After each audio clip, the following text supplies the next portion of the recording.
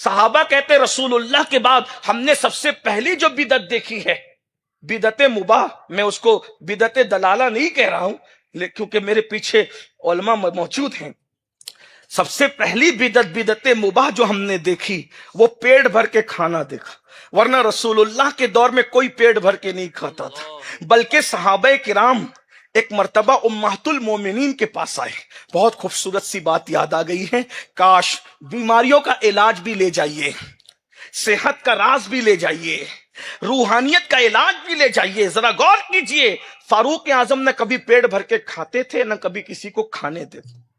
آج جتنی بیماریاں ہیں نا، ہم بیماریوں پہ کنٹرول کر سکتے ہیں اگر ہم کھانے پہ کنٹرول کریں، کم کھا کے دیکھیے۔ کم کھانے کا مطلب یہ نہیں کہ آپ 2 روٹی کھا کے اٹھ جائیں، ایسا نہیں کہہ رہا ہوں، ہر ایک کے لیے کم کھانے کی اصطلاح الگ الگ ہے، جس کو 4 روٹی کی بھوک ہے وہ 3 روٹی کھائیے، اس کے لیے کم کھانا ہے، جس کو 3 روٹی کی بھوک ہے وہ 2 روٹی کھائے، اس کے لیے کم کھانا، کیونکہ سب کی بھوک الگ الگ ہے، تو ہم سب کو ایک ترازو میں نہیں تول سکتے، لیکن کر کے دیکھیے، آپ کر کے دیکھیے، اس کی برکتیں دیکھیے۔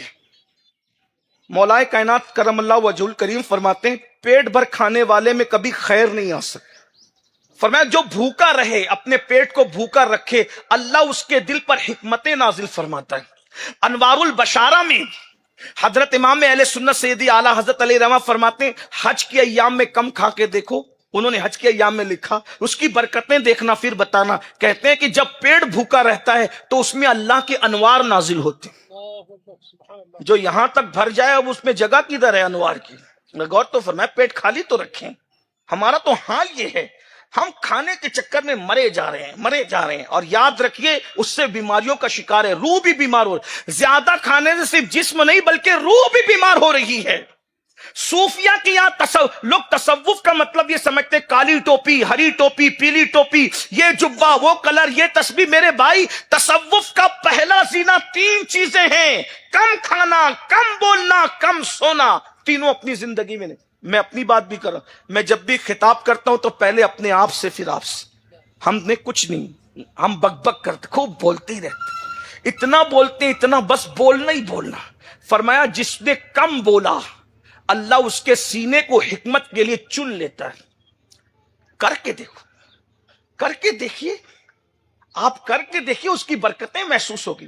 پوری توجہ عبادت کی طرف ہے، یہ نفسانی خواہشات کو کچلنے کی طرف ہماری توجہ ہی نہیں ہے۔ آئیے ہم اس کی طرف پہلے توجہ کریں۔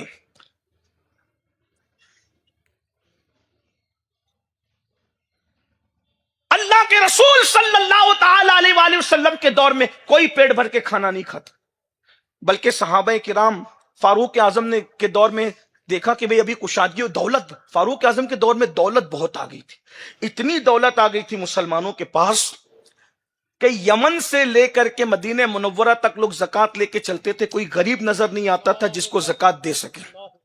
بولے بھئی اب دولت تو آ گئی، لیکن فاروق اعظم پیٹ بھر کے نہ کھاتے ہیں نہ کھانے دیتے ہیں، تو لوگوں نے کہا ایک کام کرے، فاروق اعظم کسی کی نہیں سنتے، اگر کسی کی سنیں گے تو وہ 2 ہستیاں ہیں، ایک تو ام المومنین سیدہ عائشہ ہیں اور ایک تو ام المومنین سیدہ حفصہ ہے۔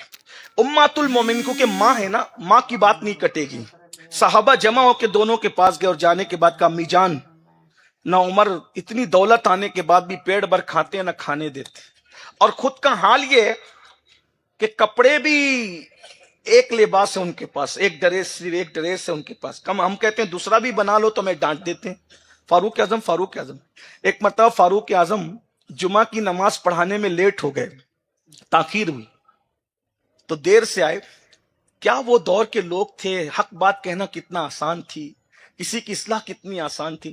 آج تو مزدوروں کی بھی اصلاح نہیں کر سکتے ہم، غریب کی بھی اصلاح کرے تو وہ ناراض ہوتا ہے، مالداروں کی اصلاح کرے تو اس کا تیور ہی الگ ہے، کوئی اپنی اصلاح چاہتا ہی نہیں۔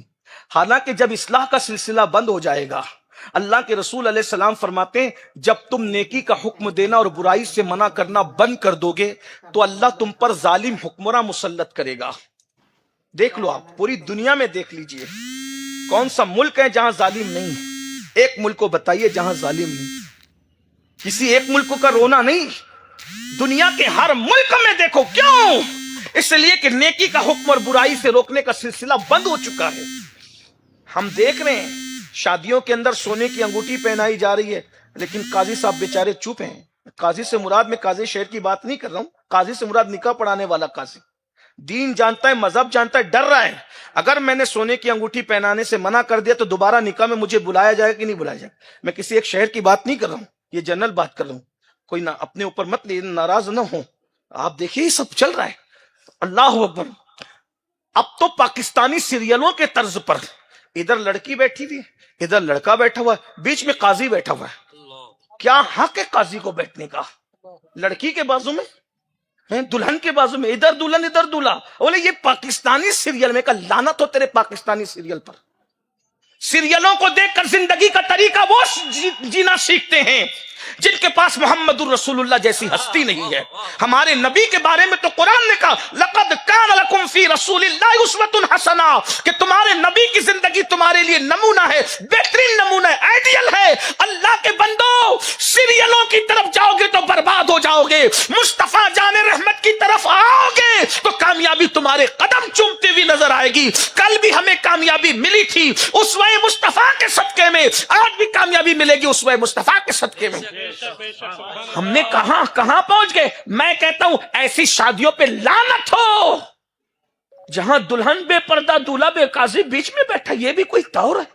کوئی طریقہ نہیں ہونا چاہیے، کیونکہ ہم امر بالمعروف نہیں کر رہے ہیں۔ میرے آقا فرماتے ہیں جب برائی کو دیکھ کر تم چپ رہو گے، جب تم برائی کو دیکھ کر خاموش رہو گے، نیکی کا حکم دینا چھوڑ دو گے، اس وقت اللہ تم پر ظالم حکمراں مسلط کرے گا اور وہ تم پہ ظلم کریں گے، تو تمہارے نیک لوگ ان حکمرانوں کے خلاف دعائیں کریں گے تو اللہ ان کی دعاؤں کو بھی رد فرما دے گا۔